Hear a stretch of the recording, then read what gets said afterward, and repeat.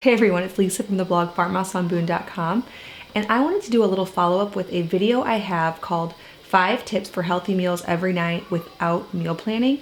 So basically it's just my tips for how to be prepared in your home to have healthy meals every night without sitting down with a dry erase board and a chalkboard and a list and Pinterest recipes and just all those things that for me as a non-planner really overwhelm me. A lot of you seem to resonate with that idea. I wanted to do a little follow-up video that basically shows what kind of meals we actually eat with these tips that I discussed. I will link the video in case you didn't see it, and you can see what tips I discussed. And in this video, I'm just gonna take you through a week of dinners, 7 dinners that I kind of whipped up on the fly, and just to kind of show you what it is that we actually eat around here. This could of course change seasonally, and it does. In the summer, we'll eat quite a bit more things that have tomatoes and fresh cucumbers and greens and things that are just around and seasonally available, just healthy and whole food. The first night I took a thawed out chicken and went ahead and drizzled some melted coconut oil on it.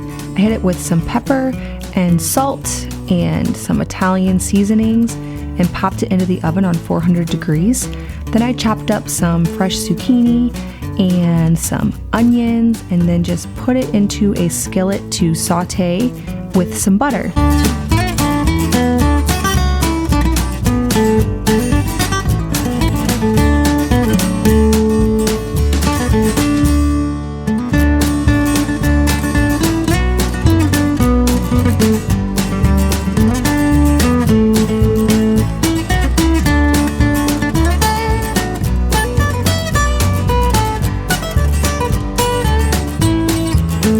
While the chicken was cooking, I threw some sweet potatoes in with it just so they could bake while in there. So I just removed them from their peels, added some butter and salt and mashed it up. And that took about an hour with the chicken. Then I plated it up with, of course, the chicken, the zucchini and onions, and some sauerkraut that I had fermented a few weeks ago.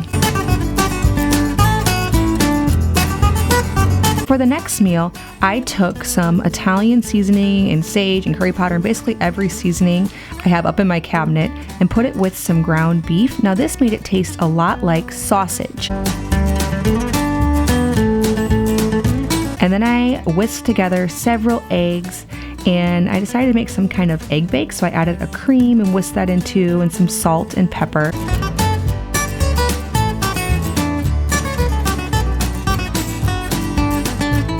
I threw in some chopped peppers and onions. Then I just spread it out in a 9x13 dish, added my sausage meat, hash brown potatoes that I shredded up, and some cheese. Then I just baked it in the oven. I plated it up with some sauerkraut, and that was the meal.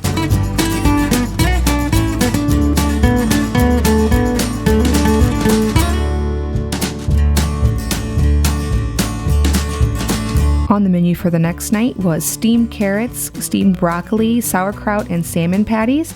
I have a recipe on the blog for the salmon patties, so I will definitely link that in the description below. But basically, I add some chopped onions, about 3 eggs, a couple of cans of boneless and skinless salmon, and then I just work it all together with my hands, add a little bit of coconut flour. I like to do that to hold it together instead of using wheat flour because it's healthier. I add pepper, salt, make them into patties, and just fry it up in some coconut oil.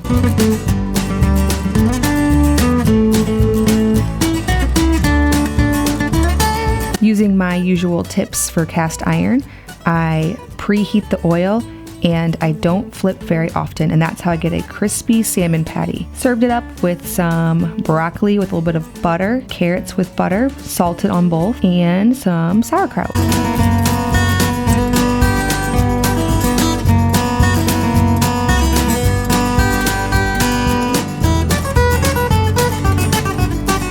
For the next night, I took some bone broth that I made with the chicken bones from a couple nights ago, added some potatoes and onions and garlic, and made it into a potato soup.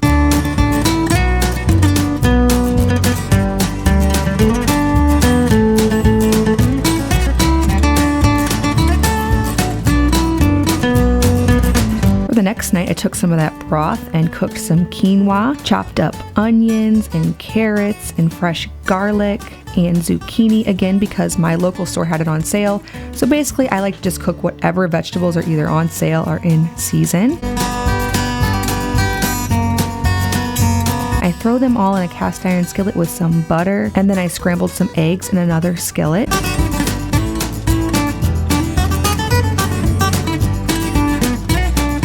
I toss it all together with some salt and some leftover chicken from a previous night and some organic coconut aminos, which taste like soy sauce but healthier, and made a stir-fry skillet dinner. For the next night, I make a meatloaf in the same way I made the salmon patties, so with some coconut flour, eggs, onions, salt, pepper. I even snuck in some leftover sweet potatoes. The kids can never tell. And I just smash it into a big 9x13 pan because it cooks faster that way than putting it in a loaf. And then I served it alongside some crispy potatoes and some baked green beans that I threw in while the meatloaf was baking. I just tossed it with some salt, pepper, and coconut oil. I topped the meatloaf with some organic ketchup and baked it and served it all up.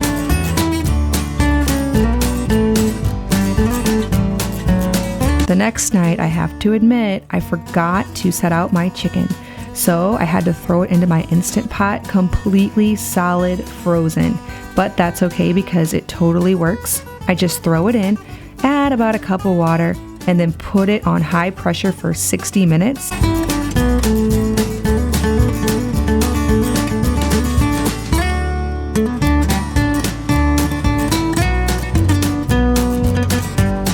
Also served it next to some steamed Brussels sprouts and an avocado dressing.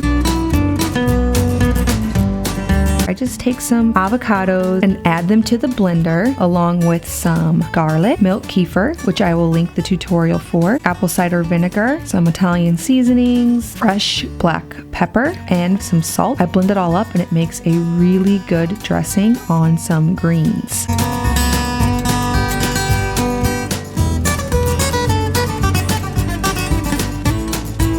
I removed the chicken from the bone, and then to give it a little more flavor, I tossed it in the cast iron skillet with some butter and salt and pepper and some Italian seasonings just to spice it up a bit.